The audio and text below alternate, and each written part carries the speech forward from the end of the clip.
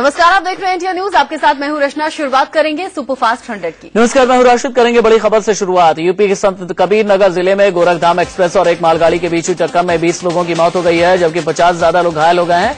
मरने वालों की संख्या अभी बढ़ सकती है। हादसा बस्ती और संत कबीर नगर जिले के बीच चुएब रेलवे स्टेशन के पास हुआ। बताया जा रहा है कि हादसा उस वक्त हुआ जब गोरखधाम एक्सप्रेस ने ट्रैक पर खड़ी मालगाड़ी में पीछे से टक्कर मार दी। टक्कर इतनी जबरदस्त थी कि गोरखधाम एक्सप्रेस के इंजन समेत 6 बोगियां पटरी से उतर गई और बुरी तरह क्षतिग्रस्त हो गई। हादसे की खबर मिलते ही राहत और बचाव का काम शुरू किया गया, लेकिन बोगियां इस कदर चकनाचूर हो गई थीं कि उनमें फंसे मृतकों और घायलों को निकालने में रेस्क्यू टीम के पसीने छूट गए। हादसे में जख्मी हुए लोगों को संत कबीर नगर के जिला अस्पताल में भर्ती करवाया गया है। रेलवे की दुर्घटना राहत ट्रेन गोरखपुर और गोंडा के मौके पर पहुंच गई है और पूर्वोत्तर रेलवे गोरखपुर प्रशासन ने हेल्पलाइन नंबर भी जारी कर दिए हैं। हादसे को देखते हुए कहा जा रहा है कि अभी लखनऊ गोरखपुर रूट को शुरू करने में काफी समय लग सकता है। रेलवे प्रशासन इस मार्ग की ट्रेनों को दूसरे मार्ग से भेजने की योजना तैयार करने में लगा है। गोरखपुर स्टेशन पर बड़ी संख्या में ट्रेन खड़ी हैं। रेलवे के मुताबिक गोरखधाम एक्सप्रेस के लोको पायलट ने सिग्नल ओवरशूट किया, जिसके चलते हादसा हुआ। बताया जा रहा है कि मालगाड़ी को लूप लाइन कर संख्या में ट्रेन खड़ी हैं। रेलवे के मुताबिक गोरखधाम एक्सप्रेस के लोको पायलट ने सिग्नल ओवरशूट किया, जिसके चलते हादसा हुआ। बताया जा रहा है कि मालगाड़ी को लूप लाइन कर खड़ा होना था, लेकिन वो मेन लाइन पर खड़ी थी। मुख्यमंत्री अखिलेश यादव ने संत कबीर नगर ट्रेन हादसे पर दुख जताया है। साथ ही अधिकारियों को राहत और बचाव कार्य तत्परता से करने के निर्देश दिए हैं। साथ ही घायलों के इलाज के इंतजाम सुनिश्चित करने को भी कहा। नरेंद्र मोदी ने इस ट्रेन हादसे पर दुख जताते हुए कैबिनेट सचिव से बात कर हादसे की जानकारी ली है। मोदी ने घायलों के बेहतर इलाज के निर्देश दिए हैं। उन्होंने हादसे में जान गंवाने वालों के परिजनों के प्रति सहानुभूति जताई है और उन्हें हर संभव मदद का भरोसा दिया है।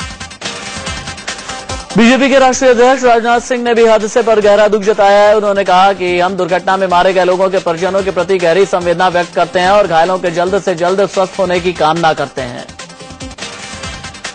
कांग्रेस अध्यक्ष सोनिया गांधी ने भी संत कबीर नगर ट्रेन हादसे पर दुख जाहिर किया है। सोनिया ने कहा कि इस दुख की घड़ी में वो पीड़ित परिवारों के साथ हैं। उन्होंने हादसे में जख्मी लोगों के जल्द स्वस्थ होने की प्रार्थना भी की। महज 3 घंटे बाद नरेंद्र मोदी देश के प्रधानमंत्री बन जाएंगे। राष्ट्रपति भवन के प्रांगण में राष्ट्रपति प्रणब मुखर्जी आज शाम 6 बजे मोदी को प्रधानमंत्री पद की शपथ दिलाएंगे। मोदी के साथ साथ उनके मंत्रिमंडल के सहयोगियों को भी आज शपथ दिलवाई जाएगी। बताया जा रहा है कि इनमें 23 कैबिनेट मंत्री, 11 राज्य मंत्री और 10 स्वतंत्र प्रभार के मंत्री होंगे। शपथ लेने से पहले नरेंद्र मोदी ने संभावित मंत्रियों को गुजरात भवन बुलाया। उनसे मिलने बीजेपी अध्यक्ष राजनाथ सिंह, सुषमा स्वराज, अरुण जेटली, उमा भारती समेत कई नेता पहुंचे। बताया जा रहा है कि चाय पर चर्चा हुई। न सिर्फ बीजेपी के संभावित मंत्री बल्कि सहयोगी दलों के नेता भी मोदी से मिले। एलजेपी सुप्रीमो रामविलास पासवान ने अपने बेटे चिराग पासवान के साथ वहां पहुंचे। साथ ही शिवसेना नेता अनंत गीते समेत बीजेपी के कई वरिष्ठ नेता भी आए। मोदी के मंत्रिमंडल की तस्वीर भी साफ हो गई है। मोदी सरकार में 23 कैबिनेट मंत्री होंगे, वहीं 10 स्वतंत्र प्रभार के मंत्री होंगे। इसके अलावा 11 राज्य मंत्री भी मोदी सरकार में होंगे। मोदी के मंत्रियों के मंत्रालय भी तय हो गए हैं। बीजेपी अध्यक्ष राजनाथ सिंह गृह मंत्री होंगे, वहीं सुषमा स्वराज विदेश मंत्रालय संभालेंगे। अरुण जेटली को वित्त मंत्रालय का जिम्मा दिया जाएगा। उन्हें रक्षा मंत्रालय का अतिरिक्त प्रभार भी मिल सकता है। मोदी सरकार में नितिन गडकरी को भूतल परिवहन मंत्रालय का जिम्मा सौंपा जाएगा। वहीं वेंकैया नायडू कृषि मंत्री बनाए जाएंगे। अनंत कुमार को शहरी विकास मंत्रालय दिया जाएगा। रविशंकर प्रसाद को बड़ी जिम्मेदारी दी जा रही है। वो कानून मंत्रालय के साथ साथ सूचना प्रसारण मंत्रालय भी देखेंगे। थावरचंद गहलोत को सामाजिक न्याय मंत्रालय का जिम्मा मिलेगा, तो डॉक्टर हर्षवर्धन को स्वास्थ्य मंत्रालय मिलेगा। बताया जा रहा है कि अमेठी में राहुल गांधी को चुनौती देने वाली स्मृति ईरानी को मानव संसाधन विकास मंत्री बनाया जा सकता है। वहीं राज्यसभा सांसद नजमा हेपतुल्ला को संसदीय कार्य मंत्री बनाए जाने की खबर है। मोदी ने सहयोगी दलों का भी ख्याल रखा है। LJP supremo Ramvilas Paswan cabinet मंत्री और आरएलएसपी के मुखिया उपेंद्र कुशवाहा राज्य मंत्री होंगे। शिरोमणि अकाली दल से हरसिमरत कौर और टीडीपी से अशोक गजपति राजू को कैबिनेट मंत्री बनाया जा रहा है। मोदी कैबिनेट के संभावित चेहरा माने जा रहे हैं। बीजेपी के वरिष्ठ नेता गोपीनाथ मुंडे ने कहा है कि महाराष्ट्र से 7 सांसद मंत्री बनाए जा रहे हैं। 6 बीजेपी के होंगे और 1 शिवसेना का। महाराष्ट्र में बीजेपी के 6 हैं दूसरा शिवसेना का एक है। ऐसे 7 लोगों को अभी प्रतिनिधित्व मिला है। शिवसेना की तरफ से सिर्फ अनंत गीते आज कैबिनेट मंत्री की शपथ लेंगे। गीते ने कहा कि 1 महीने में फिर से मंत्रिमंडल का विस्तार होगा, तब शिवसेना कोटे के दूसरे मंत्री शपथ लेंगे। आज शिवसेना की ओर से मैं अकेला हूं, लेकिन इसका मतलब ये नहीं कि शिवसेना का एक ही मंत्री होगा। 1 महीने के बाद एक्सपेंशन होने जा रहा है और जब एक्सपेंशन होगा तब फिर शिवसेना को निश्चित रूप में अवसर मिलेगा। सूत्रों से खबर है कि एमपी के इंदौर से सांसद सुमित्रा महाजन को लोकसभा स्पीकर बनाया जा सकता है। सुमित्रा महाजन इंदौर से लगातार 7 बार से सांसद चुनी जा रही हैं। शपथ से पहले मोदी ने बीजेपी से निष्कासित नेता जसवंत सिंह को चिट्ठी लिखी है। सूत्रों से खबर है कि खत में उन्होंने लिखा है कि देश को चलाने के लिए आपके अनुभव और आशीर्वाद की आवश्यकता है। मुझे उम्मीद है कि आपका अनुभव और आशीर्वाद मुझे मिलेगा। मोदी की शपथ से पहले बीजेपी के वरिष्ठ नेता लालकृष्ण आडवाणी ने ट्वीट किया और लिखा कि आज भारत को एक ऐसा प्रधानमंत्री मिलेगा जिसके इस समय को भारतीय इतिहास में सुनहरे काल के तौर पर याद किया जाएगा। मेरी शुभकामनाएं नरेंद्र मोदी के साथ हैं। मंत्रियों की दौड़ में पिछड़ने के बाद राजीव प्रताप रूडी ने ट्वीट किया है। उन्होंने लिखा है कि नरेंद्र मोदी और उनकी कैबिनेट को मेरी शुभकामनाएं। मैं पहले की ही तरह पार्टी का कामकाज देखता रहूंगा। मोदी की शपथ पर कांग्रेस महासचिव दिग्विजय सिंह ने ट्वीट किया है। उन्होंने लिखा कि बीजेपी और आरएसएस की विचारधारा से मेरा विरोध जारी रहेगा। नरेंद्र मोदी को जनादेश मिला है, इसलिए उन्हें बधाई। हम रचनात्मक विपक्ष की भूमिका निभाएंगे। नरेंद्र मोदी के शपथ ग्रहण समारोह में हिस्सा लेने के लिए पाकिस्तान के प्रधानमंत्री नवाज शरीफ दिल्ली पहुंच चुके हैं। नवाज विशेष विमान से सुबह करीब 11 बजे दिल्ली में एयरपोर्ट पर उतरे। नवाज अपनी पत्नी कुलसुम और बेटे हुसैन के साथ भारत आए हैं।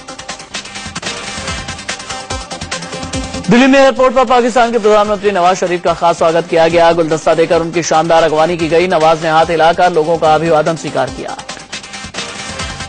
दिल्ली में नवाज शरीफ होटल ताज मानसिंह में ठहरे हुए हैं। यहां उनके साथ प्रतिनिधि मंडल के सदस्य भी रुके हुए हैं। ताज होटल के आसपास सुरक्षा के पुख्ता बंदोबस्त किए गए हैं। पाक पीएम नवाज शरीफ के बेटे हुसैन नवाज ने भारत आने पर खुशी जाहिर की है। उन्होंने कहा कि हम दोनों देशों के संबंधों की बेहतरी के मकसद से यहां आए हैं और हम यही सोचकर आए हैं कि इवेंचुअली कुछ ऐसा जो हो सके कि जो पाकिस्तान और इंडिया के लोगों के लिए जो है। शपथ ग्रहण में शामिल होने के बाद अगले दिन यानी कि 27 मई को नवाज शरीफ और मोदी के बीच कई अहम मुद्दों पर बातचीत हो सकती है। 26/11 मुंबई हमले के बाद से ही दोनों देशों के बीच में द्विपक्षीय वार्ता रुकी हुई है। कल नरेंद्र मोदी से वार्ता के बाद पाकिस्तान के प्रधानमंत्री नवाज शरीफ राष्ट्रपति प्रणब मुखर्जी से मुलाकात भी करेंगे और फिर कल ही दोपहर में वो दिल्ली से पाकिस्तान लौट जाएंगे। अफगानिस्तान के राष्ट्रपति हामिद करजई भी भारत पहुंच चुके हैं। करजई का विमान सुबह करीब 11:20 पर एयरपोर्ट पर उतरा। विमान से उतरने के बाद करजई ने हाथ हिलाकर लोगों का अभिवादन स्वीकार किया। एयरपोर्ट पर उनका खास स्वागत किया गया। नरेंद्र मोदी के शपथ ग्रहण समारोह में हिस्सा लेने आए अफगानिस्तान के राष्ट्रपति हामिद करजई ने वर्तमान प्रधानमंत्री मनमोहन सिंह से मुलाकात की। इस मुलाकात के दौरान अफगानिस्तान का प्रतिनिधि मंडल भी था। श्रीलंका के राष्ट्रपति महिंदा राजपक्षे शपथ ग्रहण समारोह में शामिल होने के लिए दिल्ली पहुंच चुके हैं। एयरपोर्ट पर उनका शानदार स्वागत किया गया। उन्होंने हाथ हिलाकर लोगों को अभिवादन उनका स्वीकार किया। नेपाल के प्रधानमंत्री सुशील कोइराला भी भारत पहुंच चुके हैं। कोइराला नवाज शरीफ के कुछ देर बाद करीब 11:15 बजे दिल्ली एयरपोर्ट पर पहुंचे। दिल्ली पहुंचने पर उनका भव्य स्वागत किया गया। मॉरिशस के प्रधानमंत्री नवीन रामगुलाम भी शपथ ग्रहण समारोह में शामिल होने के लिए पहुंचे हैं। वो सुबह करीब 9:30 बजे दिल्ली पहुंचे। नरेंद्र मोदी की शपथ ग्रहण में शरीक होने के लिए भूटान के प्रधानमंत्री शेरिंग तोब्गे कल ही दिल्ली पहुंच गए थे। बांग्लादेश की स्पीकर डॉक्टर शिरीन शर्मिन चौधरी भी कल ही दिल्ली पहुंच गई थी। बांग्लादेश के प्रधानमंत्री शेख हसीना विदेशी दौरे पर हैं, इसलिए उन्होंने स्पीकर को भेजा है। मनोनीत प्रधानमंत्री नरेंद्र मोदी की पत्नी जशोदाबेन ने मोदी को शपथ ग्रहण से पहले बधाई दी। साथ ही उन्होंने मोदी की लंबी उम्र की कामना भी की। कैसा विकास होगा ये बता दीजिए। अच्छा विकास होगा। अच्छा होता है और शुभकामना है कि आगे बढ़े, प्रार्थना करते हैं सब आगे जाए। उनके लिए कोई अच्छा की सेवा में आगे बढ़े। ऐसे विक्ट्री सिंबल। बिहार के पूर्व मुख्यमंत्री नीतीश कुमार ने नरेंद्र मोदी की ताजपोशी के मौके पर उन्हें बधाई दी है और उम्मीद जताई है कि मोदी बिहार के विशेष राज्य के दर्जे की लंबित मांग को पूरा करेंगे। बधाई है, शुभकामनाएं हैं और हम लोगों की अपेक्षाएं भी हैं कि बिहार की जो चिर लंबित मांग है, बिहार को विशेष राज्य का दर्जा मिले। सूत्रों से खबर है कि योग गुरु बाबा रामदेव नरेंद्र मोदी के शपथ ग्रहण में हिस्सा नहीं लेंगे। वो हरिद्वार में ही हैं और खबर है कि मोदी के शपथ ग्रहण में वो अपने अहम सहयोगी आचार्य बालकृष्ण को भेज रहे हैं। सूत्रों से खबर है कि नरेंद्र मोदी के शपथ ग्रहण में महानायक अमिताभ बच्चन और साउथ के सुपरस्टार रजनीकांत नहीं आएंगे। कहा जा रहा है कि दोनों अभिनेताओं की पत्नियां मोदी के शपथ ग्रहण में आ सकती हैं। मोदी के शपथ ग्रहण समारोह में हिस्सा लेने के लिए फिल्मी हस्तियों का भी आना शुरू हो गया है। बीजेपी सांसद और अभिनेत्री हेमा मालिनी अपने पति और अभिनेता धर्मेंद्र के साथ पहुंची।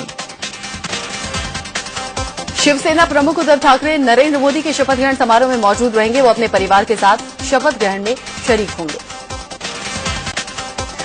मोदी के शपथ ग्रहण समारोह में हिस्सा लेने के लिए अलग अलग राज्यों के मुख्यमंत्रियों का आना भी शुरू हो गया है। यूपी के सीएम अखिलेश यादव, जम्मू कश्मीर के सीएम उमर अब्दुल्ला और झारखंड के सीएम हेमंत सोरेन दिल्ली पहुंच गए हैं। एनसीपी चीफ शरद पवार भी मोदी के शपथ ग्रहण समारोह में हिस्सा लेने वाले हैं। शरद पवार ने कहा कि हां, मैं नरेंद्र मोदी के शपथ ग्रहण समारोह में हिस्सा लेने जा रहा हूं। मोदी के शपथ ग्रहण में तमिलनाडु की मुख्यमंत्री जयललिता नहीं आएंगी। खबर है कि वो अपना कोई प्रतिनिधि भी नहीं भेजेंगी। श्रीलंका के राष्ट्रपति महिंदा राजापक्षे को बुलाए जाने के विरोध में जयललिता ने ऐसा फैसला किया। नरेंद्र मोदी के शपथ ग्रहण में पश्चिम बंगाल की मुख्यमंत्री ममता बनर्जी भी नहीं आएंगे। हालांकि उन्होंने वरिष्ठ मंत्री अमित मित्रा को प्रतिनिधि बनाकर शपथ ग्रहण के लिए भेजा है। कांग्रेस अध्यक्ष सोनिया गांधी और उपाध्यक्ष राहुल गांधी नरेंद्र मोदी के शपथ ग्रहण समारोह में शामिल होंगे। आज होने वाले इस शपथ ग्रहण समारोह में इन दोनों के अलावा पूर्व प्रधानमंत्री मनमोहन सिंह भी शामिल होंगे। मुजफ्फरनगर दंगे से सुर्खियों में आए बीजेपी विधायक संगीत सोम भी मोदी के शपथ ग्रहण समारोह में शामिल होंगे। उन्होंने कहा कि देश में अच्छे दिन आ गए हैं, साथ ही पड़ोसी देशों से भी रिश्ते सुधरेंगे। प्रधानमंत्री पद की शपथ लेने से पहले नरेंद्र मोदी सुबह सुबह महात्मा गांधी के समाधि स्थल राजघाट पहुंचे। यहां उन्होंने बापू की समाधि पर फूल चढ़ाए और सिर झुकाकर नमन किया। साथ ही उन्होंने समाधि की परिक्रमा भी की। गांधी जी को नमन करने के बाद राजघाट पर मोदी ने ध्यान भी लगाया। गांधी जी की समाधि के पास जमीन पर बैठकर वो कुछ देर ध्यान करते हुए दिखाई दिए। उनके साथ दिल्ली बीजेपी के कई वरिष्ठ नेता भी ध्यान पर बैठे। राजघाट में नरेंद्र मोदी के कई समर्थक और बीजेपी कार्यकर्ता भी पहुंचे हुए थे। महात्मा गांधी को नमन करने के बाद मोदी ने राजघाट में मौजूद लोगों का हाथ जोड़कर आभार जताया। राजघाट में महात्मा गांधी का नमन करने के बाद नरेंद्र मोदी ने सीधे पूर्व प्रधानमंत्री अटल बिहारी वाजपेयी के घर का रुख किया। यहां उन्होंने वाजपेयी जी से आशीर्वाद लिया। नरेंद्र मोदी के पीएम बनने पर वाराणसी में बीजेपी कार्यकर्ताओं ने अनोखे अंदाज में बधाई दी। गंगा किनारे रेत पर संसद और मोदी की तस्वीर बनाकर उनके प्रधानमंत्री पर खुशी जताई और देश के अच्छे दिन आने की उम्मीद भी जताई। वाराणसी में बीजेपी कार्यकर्ताओं को गंगा घाट पर नरेंद्र मोदी के लिए खास पूजा करते हुए देखा गया। पूजा के बाद कार्यकर्ताओं ने मोदी की तस्वीर पर तिलक लगाया और देश की बेहतरी के लिए कामना की। नरेंद्र मोदी के संसदीय क्षेत्र वाराणसी में गजब का उत्साह देखने को मिल रहा है। मोदी सरकार की कामयाबी के लिए पारिणी कन्या की छात्राओं ने हवन का आयोजन किया। वाराणसी में बीजेपी कार्यकर्ताओं ने गंगा घाट पर मोदी की ताजपोशी के लिए खास मौके पर भजन भी गाए। टोपी लगाकर पार्टी के झंडों के साथ यहां सैकड़ों कार्यकर्ता पहुंचे और मां गंगा की आरती भी की।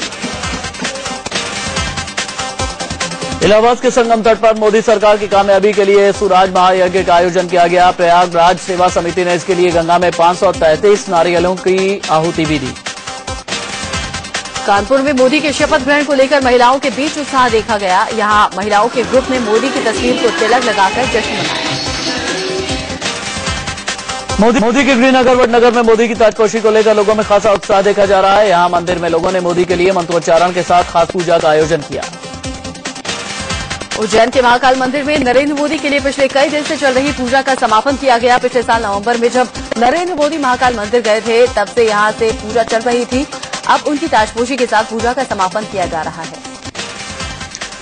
शेयर बाजार ने नए पीएम की ताजपोशी का जोरदार स्वागत किया है। सेंसेक्स ने एक बार फिर 333 अंकों के जबरदस्त उछाल के साथ 25,000 का स्तर पार किया। साथ ही निफ्टी ने भी 74 अंक की मजबूती के साथ 7400 का लेवल पार किया। 16 मई को मतगणना के दिन भी शेयर बाजार में जोरदार उछाल देखने को मिला था। उस दिन भी सेंसेक्स ने 25,000 का आंकड़ा पार कर लिया था और निफ्टी में भी खासी बढ़त देखी गई थी। डॉलर के मुकाबले रुपए में भी मजबूती देखी जा रही है। रुपया 8 पैसे की मजबूती के साथ 58 रुपए 44 पैसे पर खुला। शुक्रवार को रुपया 58 रुपए 52 पैसे पर बंद हुआ था। पाकिस्तान के प्रधानमंत्री नवाज शरीफ के भारत दौरे का भी देश में कई जगह विरोध हो रहा है। मथुरा में शहीद हेमराज के परिजनों ने नवाज शरीफ के भारत आने का विरोध किया है। पिछले साल सरहद पर पाक सैनिकों ने हेमराज की हत्या कर दी थी और सिर काट कर ले गए थे। पाकिस्तान की जेल में हुए जानलेवा हमले में जान गंवाने वाले सरबजीत सिंह के परिवार ने नवाज शरीफ को बुलाने का विरोध किया है। सरबजीत की बहन दलबीर कौर ने कहा कि मोदी से ऐसी उम्मीद नहीं थी कि वो नवाज को न्योता देंगे। भले ही शिवसेना ने मोदी के शपथ में आने की हामी भर दी है, लेकिन साथ ही उद्धव ने मोदी को नसीहत भी दे डाली। उद्धव ने कहा कि इतना करने के बाद भी नवाज अपनी हरकतों से बाज नहीं आए तो परमाणु बम का बटन दबाना होगा। बीजेपी की सहयोगी एमडीएमके श्रीलंका के राष्ट्रपति महिंदा राजपक्षे के भारत दौरे का विरोध कर रही है। चेन्नई में एमडीएमके कार्यकर्ताओं ने राजापक्षे का पुतला फूंककर अपना विरोध जताया। चेन्नई में कई लोगों ने सुपरस्टार रजनीकांत के घर के सामने विरोध प्रदर्शन किया। लोगों ने रजनीकांत से मोदी के शपथ ग्रहण में नहीं जाने की अपील की। ये लोग शपथ ग्रहण में श्रीलंकन राष्ट्रपति महिंदा राजपक्षे के आने से नाराज हैं। समाजवादी पार्टी के सुप्रीमो मुलायम सिंह यादव ने मैनपुरी लोकसभा सीट छोड़ दी है। मुलायम मैनपुरी के साथ साथ आजमगढ़ से चुनाव जीते थे। कहा जा रहा है कि मैनपुरी से वो अपने भतीजे के बेटे को उतारेंगे। झारखंड के दुमका में इंजीनियरिंग कॉलेज का उद्घाटन करने गए प्रदेश के मुख्यमंत्री हेमंत सोरेन को स्थानीय लोगों ने काले झंडे दिखाए। मुख्यमंत्री का विरोध कर रही संस्था इंजीनियरिंग कॉलेज के संचालन का अधिकार टेक्नो इंडिया को दिए जाने पर विरोध कर रही थी। सांसद एसपीवाई रेड्डी वाईएसआर कांग्रेस छोड़कर तेलुगु देशम पार्टी में शामिल हो गए हैं। दिल्ली में चंद्रबाबू नायडू की मौजूदगी में उन्होंने टीडीपी का दामन थामा। हरियाणा में पूर्व केंद्रीय मंत्री विनोद शर्मा का जन सेवा अभियान जारी है। अभियान के तहत अंबाला पहुंचे विनोद शर्मा का भव्य स्वागत हुआ, जहां उन्होंने लोक सेवा पंचायत के दफ्तर का उद्घाटन किया। अंबाला में विनोद शर्मा ने लोक सेवा दफ्तर के उद्घाटन के बाद जनसभा को संबोधित किया। उन्होंने अंबाला के विकास के लिए औद्योगिकीकरण पर जोर दिया। देश में प्रधानमंत्री शपथ ले रहे हैं और हमें बहुत सी उम्मीदें हैं। उन्होंने बहुत से कार्यक्रम बताए हैं जो देश के लिए अच्छे हैं और I wish him all the best.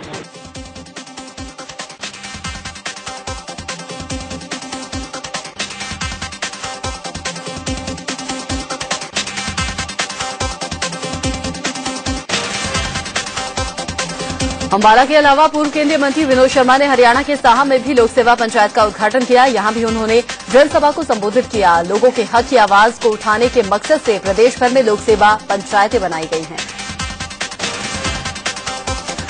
Nagpur के एक होटल में शिवसेना के कार्यकर्ताओं ने जमकर बवाल काटा। होटल तुली में चल रही एक पार्टी के दौरान पहुंचकर इन कार्यकर्ताओं ने वहां मौजूद लड़कों के साथ मारपीट की। कार्यकर्ताओं के मुताबिक यहां सैकड़ों लड़के लड़की रेव पार्टी कर रहे थे। शिवसेना के कार्यकर्ताओं के होटल में पहुंचते ही होटल मैनेजमेंट में खलबली मच गई। शिवसेना के कार्यकर्ता जबरन होटल के अंदर घुस गए। इनका आरोप था कि पार्टी में अश्लीलता परोसी जा रही है। शिवसेना के कार्यकर्ताओं की मारपीट के बाद होटल तुली इंटरनेशनल में भगदड़ मच गई। लड़के और लड़कियां वहां से जान बचाकर भागे। शिवसेना कार्यकर्ताओं का आरोप है कि पार्टी में मौजूद लड़के और लड़कियां नशा कर रहे थे। यूपी के बहराइच जिले में महज 2 रुपए के लिए 2 गुटों में हिंसक झड़प हो गई। इस झड़प में दोनों पक्षों के 3 लोग गंभीर रूप से जख्मी हुए। विवाद गुटखा खरीदने को लेकर शुरू हुआ, जहां 2 रुपए की लेन देन में बात इतनी बढ़ गई कि 2 गुटों के बीच मारपीट शुरू हो गई। नोएडा के फेज 2 इलाके में ट्रिपल मर्डर से सनसनी फैल गई है, जहां एक शख्स ने अपनी पत्नी और 2 बेटियों की गला दबाकर हत्या कर दी। कानपुर में एक नाबालिग लड़की से गैंगरेप का मामला सामने आया है। 4 युवकों ने लड़की को अगवा करके उससे गैंगरेप किया। फरीदाबाद में एक महिला को जिंदा जला दिया गया। महिला को जलाने का आरोप उसके ससुराल वालों पर लगा है। यूपी के संभल में बारात में पहुंचे करीब 400 बाराती फूड पॉइजनिंग का शिकार हो गए। यूपी बोर्ड ने कल इंटरमीडिएट के रिजल्ट का ऐलान किया, जिसमें लड़कियों ने बाजी मारी। 12वीं में कुल 92.21% बच्चे पास हुए, जिनमें 89.81% लड़के और 95.13% लड़कियां हैं। लखनऊ की संध्या यादव ने प्रदेश में दूसरा स्थान हासिल किया है। संध्या के टॉप करने पर उनके घर में खुशी की लहर दौड़ पड़ी है।